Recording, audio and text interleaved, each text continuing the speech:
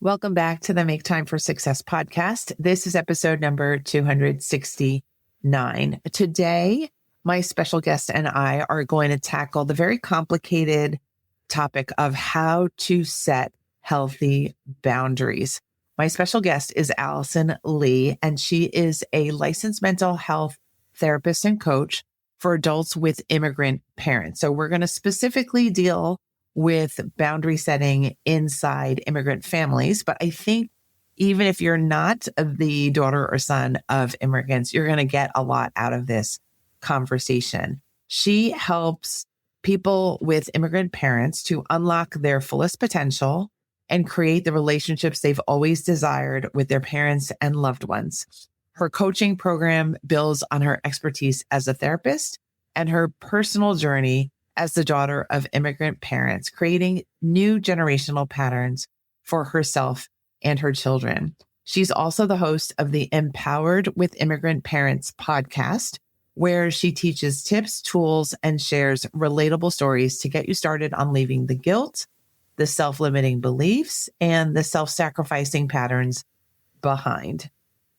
In this episode, I really found that Allison is amazing at detailing the very sensitive dynamics that we can find in families. And when we're just trying to negotiate the best deal we can for ourselves. So I think you're going to really enjoy the episode. Before we get into the episode, I want to let you know that Allison has a live event coming up. It's at the end of the month on February 26th at 11 a.m. Pacific Standard Time. And it is called Adults with Immigrant Parents, the key to stop people pleasing and spiraling in guilt. The promise of this workshop is that you're going to learn how to spend time with your parents, feeling more at peace and calm without needing your parents to change. So if you'd like the registration link for joining this event, just go to heyallisonly.com/secret. That is spelled HEYALLISONLY.com/secret. Again, HEYALLISONLY.com/secret. Now let's get to the material about how to set great boundaries.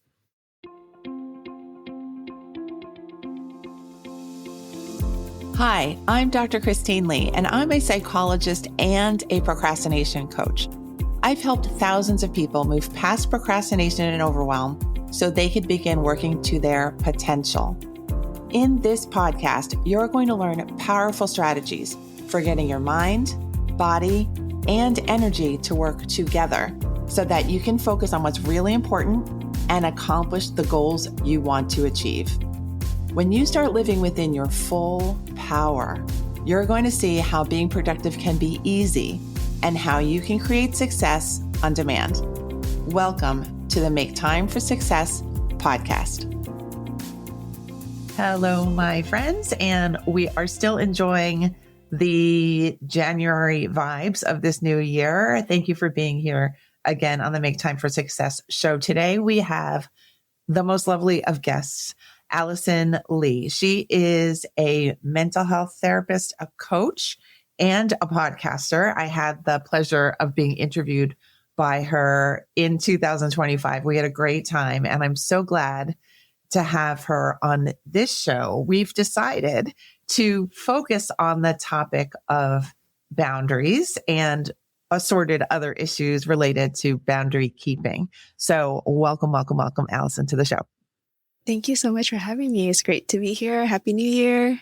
Yeah, and it was a pleasure having you on my show as well. I love that conversation. So excited to be here. It was great. Thank you for being here. So let's talk about boundaries. Let's get to it. How did boundaries become an area of interest for you? If you don't mind starting us off there. Yeah. So I always love talking about boundaries because, on the surface, right, everyone can quote unquote say no. Everyone can decide what they want to do or don't do. But, there's a lot of mental, emotional work that kind of goes behind that, especially with adults with immigrant parents. When, growing up, if we're responsible for helping our parents, read a letter, do this, figure out technology, whatever it is, it's kind of hard to say no. It's not that easy to be like, I'm not going to help you when I know how to read the language, or if you need this help from me. And so adults with immigrant parents specifically, that is ingrained in them to help to sacrifice their needs. And, it's not like malicious or intended in that way necessarily always, right? It's kind of just life and circumstantial. So it gets built in them, and it get built in me, for example. And it was hard. It was really hard to say no, because even not showing up for something, or not helping my mom, for example, made me feel like, oh, I'm a bad daughter, or I'm abandoning my family if I don't show up to this thing, when really it's not that big, but it feels that way. So boundaries to me is always about like strengthening relationships and always helping us show up more for the people we actually care about. And if we actually don't set boundaries, we end up burning out, and it builds up resentment. It actually makes us potentially cut ties with the very people that we love and care about the most. And that's actually what I see in my work with my clients, is that they really love their family, but they've given so much, had so much difficulty in saying no, that they think cutting them out is the only way. And like, that's not actually what they want at all. So that's why I love talking about boundaries, even though it seems like, yes, I just say no, but there's so many levels and so many layers beneath that needs to be talked about and addressed to say no and feel good about it, and not fall into like guilt and, spiraling in our negative thoughts. I can feel how complicated this topic is already just from that beginning a few sentences. So thank you for starting us off. I'm just going to go with my set of questions that are coming up on the fly, as always. Let's start with the idea that many people know that you can just say no. Is that somehow radically different for children of immigrant parents? Yeah. And at least in my experience and the work that I've done with my clients, I think sometimes no isn't an option. Not that you don't know how to say it or that you can't practice it, but deep down, it feels like you really can't say no. So in a way, it does feel radically different. And I was just on a podcast earlier, actually, where we were talking about, for example, my daughter, she's a toddler, like 4, and sometimes she doesn't want to hug my parents hi or bye. And I'll be like, okay, do you want to give them a high five? Do you want to give them a wave instead? And when I was younger, that was not an option. You had to give whoever the relative was a hug, or, like greet them in a way that they wanted to be greeted. And there wasn't really an alternative, because that felt disrespectful. It felt rude. It felt like you're also putting, shame might be too strong for this example, but you're not saving face for the family, right, by being disrespectful. So I think it's radically different, even though no is obviously available to us all at some point in time. Yes. So if I may ask, how is that with your parents, that your daughter is expressing a desire for greater boundaries, perhaps, or choice? Yeah, I think they accept it in the moment, but they'll be like, but I love you. I just want to give you a hug. I'm leaving. So they kind of explain themselves, which I acknowledge. I'm like, oh, I know you do. And yeah, grandpa just wants to say bye. Like in Vietnamese, I talk to her in Vietnamese when they're around. So I acknowledge it, and I try to ask if she wants to. But I talk to my parents on the side about like, it's not that she doesn't want to hug you, and it's not that she doesn't, she doesn't want to hug you, but it's not that she doesn't care about you. It doesn't mean anything deeper than she doesn't want to hug right now. Right. Mm-hmm. And I have to like kind of remind them. And in the moment, I have to remind them verbally too, as I'm talking to her, like, well, these are other options to say bye and to show that you care. So I'm reminding them, I'm reminding her, I'm reminding myself also to be like, oh my gosh, this is not that big of a deal. She's not like she hates them, right? Like to kind of calm the situation down without really, hopefully, anyone getting more of their feelings hurt. Yes. Because if it's hurt, I can't really do anything about it. Yes. Yeah. And that's progress too, to really even understand that emotions are going to flow as they're going to flow, that we can't necessarily manage them all the time for everybody around us, which is a big, I think, milestone when you get to that realization. So thank you for that. Was there a moment in perhaps your own life, if you want to talk about yourself personally, or that you find in your clients' lives, is there a stage of life where the boundary issues, where the need to set them in a healthier way or a more effective way tends to be really the main point of that stage or age? Yeah, I think post college for sure. And especially when people are trying to have their own family. But even before that, there's so many, like even just a career choice of like, what do I want to do? Where do I want to live for my job? Do I move out of the state and leave my parents, right? Like to get a new job. So post college, definitely, because I think before that, everything's kind of streamlined, right? You do this, you do that. And, there isn't like quote unquote much choice, at least with the clients that I work with. But yeah, in my experience, it was really when I first had my first job where I moved out. Yeah, moving out is another big one, right? Post college and career. After work, I live in Los Angeles, so then I would travel like an hour for work. On a normal commute, it would probably take 20 minutes, but LA traffic.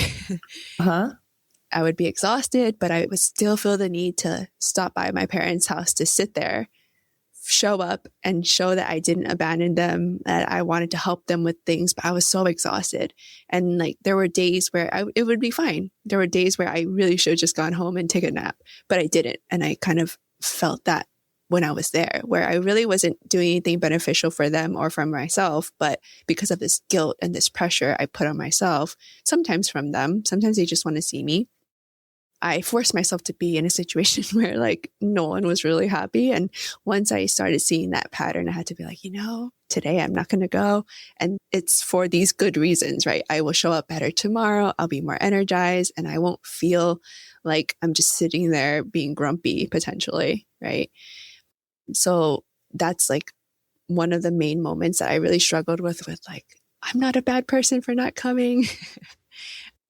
And, it can be hard. So we have to like really think about what we're telling ourselves and challenge them in a way to be like, is this actually true that I'm a bad person for not going to my mom's house for like one day? Like, no. And what are the bigger picture and potential possibilities that are better than me sitting there doing nothing, right? Being tired. Yes. So you make me think of two things: the inner pushback. So you're choosing to do something or not, and then your reaction to that choice. But then there's also the parental pushback, or if we're not talking about parents necessarily, about having boundaries with other people in our lives, dealing with potential pushback, real or imagined or anticipated, from the other people. Could we talk about both? Maybe starting from, how do you strengthen the listening ear for what you really want? What is really kind of going to go the best for you in the particular situation? How do you listen to your inner voice better?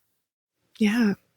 I think the strongest that I've noticed with my clients when they first come in is the feelings of frustration, the negative emotions, right? The unpleasant frustrations, anger, resentment, those types of feelings. Like if we're feeling any inkling of that, or a lot of inkling of that, then that's a cue to be like, oh, like, what am I trying to tell myself here? Like, what is going on? What do I actually need? And it doesn't always have to be so intense, but of course, like that would be the easiest to kind of pick up on. And then as we practice even picking up on the intense emotions, when it happens at a more mild level, we would be more in tune with that. And just really giving ourselves the space to be like, oh, I felt this way, and not criticizing it. Because I think it's really, really easy to be like, well, why do you feel this way? You shouldn't feel this way. And then we push it aside, but actually the feeling's there and it's only growing stronger. And then it just grows, right? So it's actually not beneficial to ignore it as well. It's just to give it space. Yeah, it's hard to deny what's there all the time, I guess. Yeah.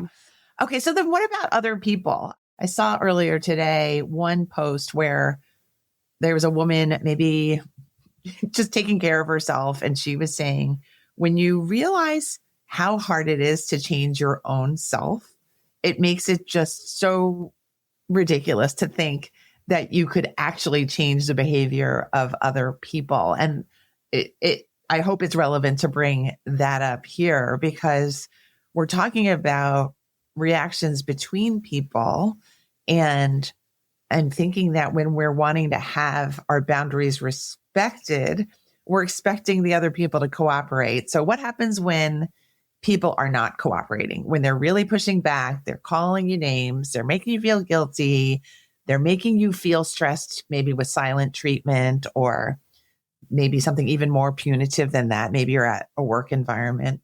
What do you do? Yeah. And first of all, that post is very relevant, right? Because it is true. We have no control over what other people say, what they feel, what they do, how they treat us in response to something that we want to do.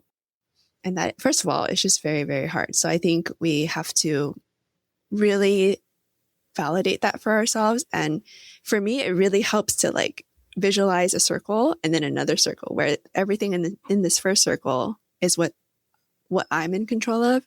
And then just really placing them visually on the outer circle so that I can visually and emotionally feel like, hey, this is really out of my circle. Like it's out of my control. I can't do anything about it. But why am I doing this? Right. So it goes back to being really in tune with why we're doing something in our feelings. I don't like feeling frustrated when I say yes to this thing and I show up and I don't feel good about how I'm interacting with them. That's not the quality of time that I want to spend with my parents grumpy, right? So then I have to remember, okay, they don't like it, as an example, they don't like it. And I feel really bad about it. And they're treating me this way in response to what I want because it's different for them. But going back to my why and remembering that how I want to show up is the key. So it still goes back to ourselves and also just giving other people space to feel what they feel because as we're setting boundaries, as we're saying no and making space for ourselves to do the things that we want to do, other people have to adapt to that because then you're changing the dynamic and that takes some time for them too. Yes, absolutely. These aren't one and done situations oftentimes. And I think few things are. And I love your circle imagery and that technique because it's so good. It is so good. So just to reiterate, when you feel like you're in an emotionally heated situation, perhaps you want to take a moment to pause and just think, what are my needs? What am I doing this for? What did I get myself into? But also just safely protect your emotional experience. And then take a look at what other people are giving you, but know that it's in a completely separate circle from yours and that you can navigate it mentally, emotionally, and situationally. You have to be able to, right? I think the danger comes when we give over our sense of self to the circumstances or to other people. Now, I'm imagining that we all do this, even though we've healed some stuff around boundaries. So what's your advice about that? Let's say you've said yes to something that, oh gosh, I regret that. Oh gosh, that's too much. Oh gosh, I felt pressured into that and I wasn't listening to myself. How do you recover from situations like that? How do you understand that? And how do you speak to yourself when that happens? Yeah, such a great question because it happens, right? As we're living life, we don't know our boundaries. We can't know all of our boundaries until we experience something sometimes, right? So like you're saying, it's every iteration, every experience adds to that. So if we notice this pattern, if we notice that like, I don't feel good when I said yes to this, even if it's a one-time thing and not a pattern, then what do we want to do next time? And I think really just being like, okay, I didn't know that then, and now I know it. So what do I want to do moving forward is the maybe statement, the question, the reflection that I would encourage myself also to do and everyone else to do. Because like I said, it's a continual work because we know, we just can't predict everything that's going to not feel good for us, right? We might think we wanted to do something. And while we're in it, we're like, oh, I did not want to eat tacos tonight, right? Or something like that. So it's just being very kind and flexible. I find myself wondering with your clients, with immigrant parents, when you teach them all these skills for centering themselves, listening to themselves, communicating with the people they need to communicate with, what ends up being the result for the most part, the most familiar or frequent result that you see for the clients first and then for the interpersonal situation? Mm. So when they practice something that we've talked about, I mean, what I noticed first that's coming up is it takes time. It really is like the stages of change, right? Where we first are introduced to something and we're like, oh, that's not for me. Then we think about it and we're like, oh, that's kind of interesting. And then we go on to the next stage of, oh, that could be possible for me, right? So it's like this iteration of like just slowly letting it, sink into our system or see if we actually like it or not, which is kind of similar to boundaries, right? We don't know what we want until it happens or if we actually practice it. So that's something I noticed where it just takes time to really examine and reflect on whether or not it is something we want to do. And I think that's great because also if we've been used to something for decades or for years or even months, it's hard to change. Just like that post that you saw, it's so hard to change ourselves. So time is helpful to just sit with what we want. And I forgot the last part of your question. So that's what happens with the client, it seems, or the individual, that it seems like you were saying they start to do a process of gradually believing that this could be possible for them. The second part of the question was what happens to the dynamics between the people over time? Yeah. So whenever we take an action, there's this ripple effect, right? And sometimes it's not a good one, and sometimes it may be positive. Because I think when we say no to something, people can react, right? Obviously, one of two ways, positively or negatively. And we also need to give them time. So I think usually there's a shock first from the other people and maybe some pushback. So then again, that's why we have to go back to like why we're doing what we're doing and to kind of not let that pushback like change our mind that we had already decided on, and then really give them the time and space to also process, because just as we needed that time, they need that time. And then eventually I think the other parties usually learn like, hey, I can set boundaries too. Like I can say no. Like it gives us modeling and permission that, to just do something that we didn't know was possible. So we're actually really giving people other opportunities when we're giving ourselves opportunities. I love that. I love that explanation. I love that as a giant gift to both parties, that when one part of the system has the bravery of changing, it gives license to everybody in the situation to also consider changing, which I love. Mm-hmm. I think stress happens in systems when we don't feel like we have options. And then we're all kind of tussling or fighting or arguing or negotiating for what feels like scarce resources. And that I have found is never really a very powerful way to negotiate when you're feeling like you're desperate or you're stressed or you're angry or there's only so much to go around, like love between grandparents and a granddaughter. There's infinite love there. So yeah, we have lots of room to consider, how do we say goodbye to each other in a comfortable way? That's totally great. Yeah. So thank you for doing this beautiful, sensitive work, Allison. This is wonderful. Yeah. Thank you. Yeah. It's been something, I personally have benefited from, and I know it can help a lot of people. And I know like with just having the space and the perspective to think about different options is so powerful. So again, even if we're in the first step of the stages of change of just like, oh, is this even available for me? It's so powerful because again, it can snowball or we can take the next step if we want to, but there's a lot of opportunities and options that are available to us that we don't know about that could be really great. Yeah. It sounds like a process of developing self-confidence too, that, you're safe, you have a voice, you have power interpersonally and in representing yourself. These are all amazing skills that we all should have in abundance and with freedom to use. So thank you for modeling that for us today. I know you have a free resource that you would like to share with our listeners. Could you describe that for us?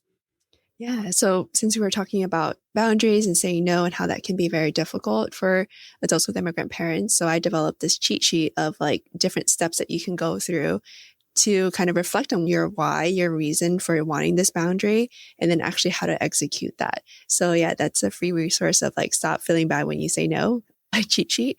And it's on my website at heyallisonly.com/cheat sheet. But I know you have a different link that your listeners can go to.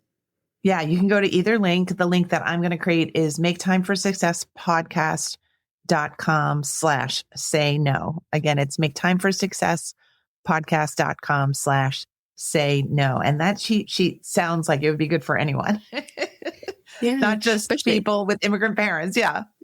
Yeah. And especially right with your podcast being Make Time for Success, if you really want to make time for whatever success that we want, setting boundaries is an important thing to practice so that we can have more time, more energy, more freedom to kind of think about what it is that we want.